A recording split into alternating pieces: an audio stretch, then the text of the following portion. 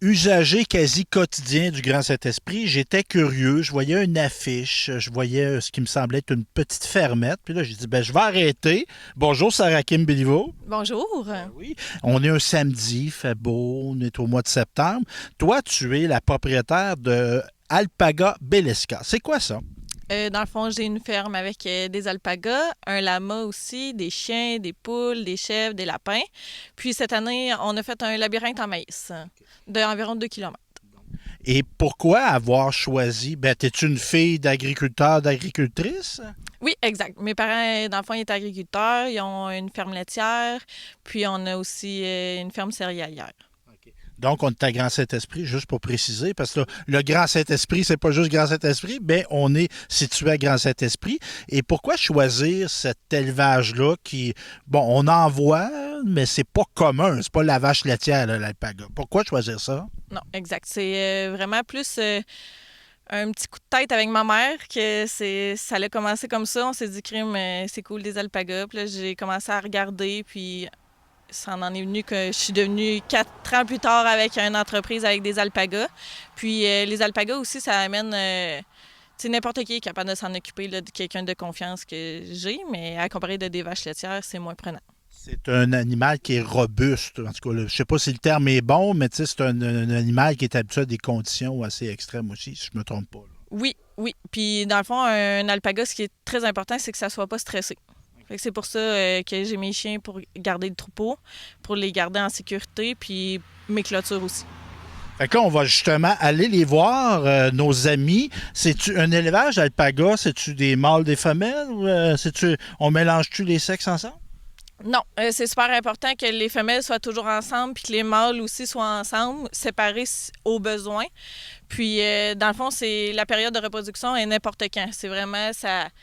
C'est un ça... peu comme nous autres. Mais c'est vraiment, ça libère un ovule à l'insémination, un alpaga. Donc, puis c'est 350 jours de gestation, plus ou moins 20 jours. Donc, on veut vraiment gérer nos gestations pour avoir nos bébés en été le plus possible. Puis, c'est ça. C'est super important qu'ils ne soient jamais seuls. Un alpaga, c'est des animaux grégaires. Puis, c'est super important, c'est ça, qu'ils soient toujours en groupe de 3. Évidemment, on a des fois c'est un peu caricatural, mais on pense au lama qui. Moi, j'étais un lecteur de Tintin enfant, puis là, j'ai vu, il se faisait cracher dessus par des lamas, des alpagas, est-ce que ça crache? Oui.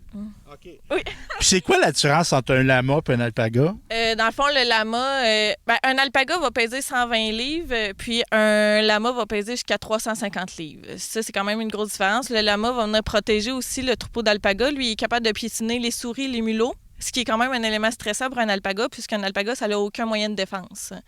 Le lama, il a un nez plus long, les oreilles en banane. C'est vraiment des caractéristiques à l'œil qu'on reconnaît, mais aussi leur laine. Dans le fond, un alpaga, c'est même pas de la laine, c'est de la fibre qu'ils ont sur eux. Puis un lama, ça va faire plus du feutre. On fait vraiment pas les mêmes produits avec leur toison. Je me trompe-tu dans ta démarche, là, parce que oui, c'est une entreprise, Martin, si tu veux nous suivre, dans ta démarche, oui, il y a une volonté d'élever, de commercer aussi, on va parler de tantôt de ce que tu offres, mais tu as une volonté éducative, là. Puis c'est ce qu'on fait aujourd'hui un peu. T'expliques, c'est un site d'apprentissage ici aussi, là. Oui, ben moi je trouve ça super important de partager ma passion avec tout le monde. Puis des alpagas, on voit pas ça au coin de la rue n'importe où. Fait que je trouve ça vraiment important de toujours comme dire ce que j'apprends. On apprend à tous les jours dans la vie, mais c'est pareil avec les animaux aussi. J'ai une bonne base, mais reste que j'aime ça vraiment apprendre aux gens ce que je sais. Et c'est un animal, ça vient-tu d'Amérique latine, les alpagas? Oui, ça vient du Pérou, ça vient des Andes. OK. Donc en altitude. Exact. Puis ici, ben, ils s'adaptent, là. On est dans un plat pays, là. On n'est pas dans les montagnes ici, là. Non, c'est ça. Donc, on va aller voir ben, ta boutique parce qu'il y a des produits que tu offres.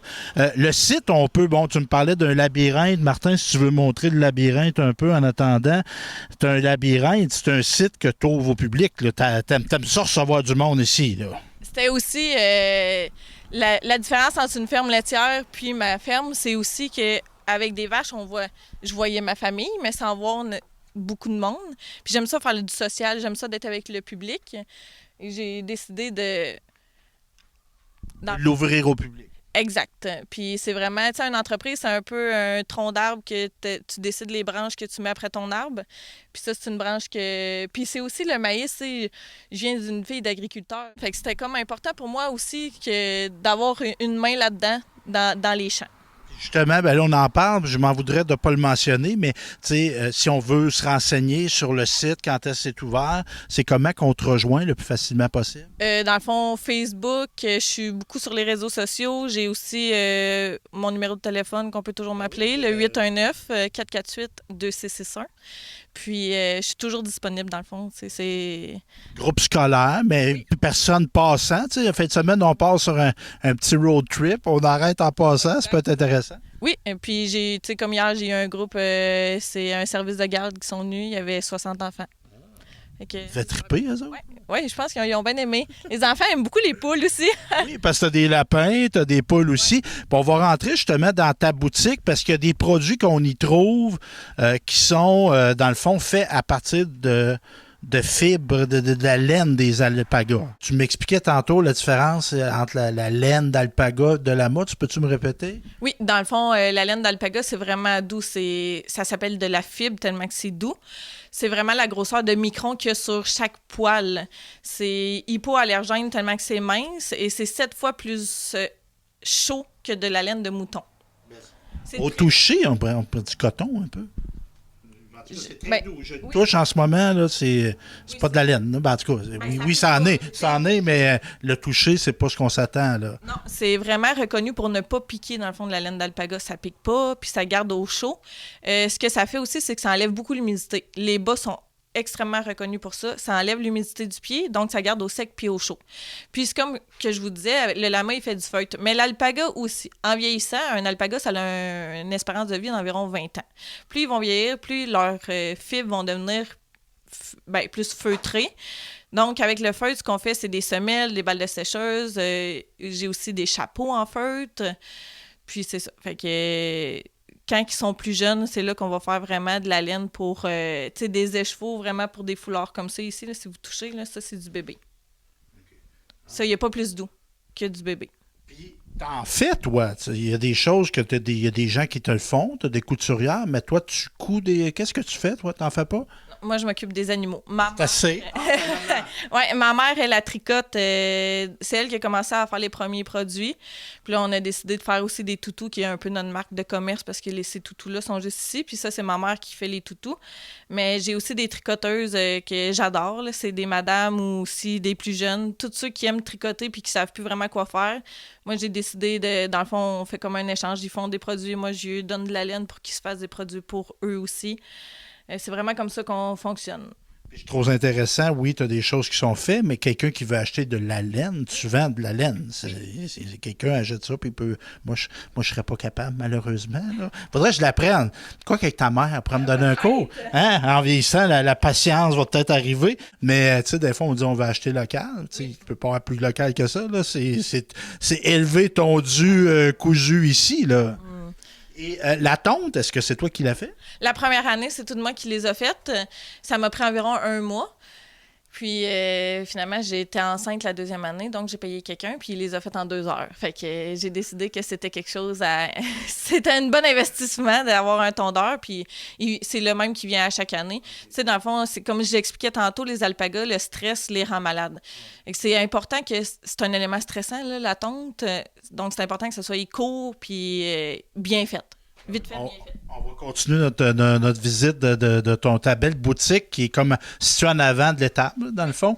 Puis je trouve ça intéressant parce que là, je vais m'intéresser à toi comme entrepreneur. Tu sais, moi-même étant entrepreneur, des fois, tu te dis, je veux tout faire, mais des fois, on se rend compte que c'est plus payant de faire affaire avec d'autres.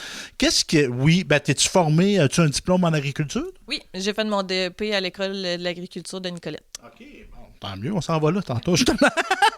Et évidemment, on peut être agriculteur, on peut travailler dans une ferme, on peut prendre la relève familiale, mais toi, tu es une commerçante. C'est très noble. Je te félicite d'être en affaires. Pourquoi ce déclic-là? Pourquoi tu t'es dit, moi, je veux ouvrir ça au public, je veux accueillir des groupes, je veux vendre des produits faits avec de la laine d'alpaga? C'est quoi qui a été le déclencheur de ça? Bien, au début, c'était vraiment... j'ai peut-être un petit peu un problème d'opposition, là, Un petit trouble d'opposition. Mais si tu le canalises, hein? Oui, mais c'est ça. C'est ça. Je voulais avoir ma propre entreprise. Puis là, un moment donné, oui, les produits, ça m'amenait quelque chose, mais j'avais vraiment besoin de partager ma passion avec les gens. Fait que c'est pour ça que j'ai ouvert vraiment au public pour expliquer, tu sais, des visites, puis faire voir les alpagas, vraiment expliquer d'où ils viennent, comment ils sont aussi comme animal, là. Puis, mais ça a tout le temps été en moi, je pense, là. J'ai tout le temps aimé les animaux, puis... D'être, oui, on peut travailler avec son papa et sa maman, mais à un moment donné, comme je comprends, je ne veux pas te psychanalyser, mais tu dis, je veux avoir ma petite business à moi, là, qui ne dépend pas de papa et de maman non plus. J'avais vraiment besoin d'avoir quelque chose qui m'appartenait à moi. Que le matin, je me levais, puis je savais pourquoi je me levais, puis que ça me prenait pas un cadran pour me lever. Puis j'ai vraiment trouvé ma voie. C'est bon, ça. On pourrait extraire ça, faire une pub sur l'entrepreneuriat. Fait qu'ici encore, tu nous parlais de bas, tu nous parlais de ça. Dans le fond, ici, j'ai mes produits en feutre, comme que j'expliquais. J'ai mes semelles, les balles de sécheuse. Les balles de sécheuse. Explique-nous, c'est quoi, ça? Dans le fond, il faut en mettre 3 à la fois dans notre sécheuse. Ça va... dans le fond, c'est plus rapide le temps de séchage parce que ça va tout démêler votre linge dans la sécheuse. Ça remplace la feuille de bande. Donc, on peut mettre des huiles essentielles sur nos balles de sécheuse, puis ça enlève un peu le statique. C'est très intéressant. C'est un bon virage. Excusez-moi, c'est quasi environnemental. Exact. Tu consommes moins d'électricité. Oui. Puis tu prends pas du papier qui est mené. On peut le mettre dans le compost à la fin de sa vie et c'est bon pendant 300 brassées. Puis c'est quasiment une balle anti-stress. Oui. C'est bon. Hey, merci, c'est vraiment intéressant. Comment on te contacte par téléphone? Mon numéro de téléphone, c'est le 819-448-2661. Puis aussi sur Messenger, il y en a beaucoup qui aiment ça écrire, ou email aussi. Tous les moyens sont bons pour puis vous pouvez aussi vous présenter. Merci, ma chère. Merci.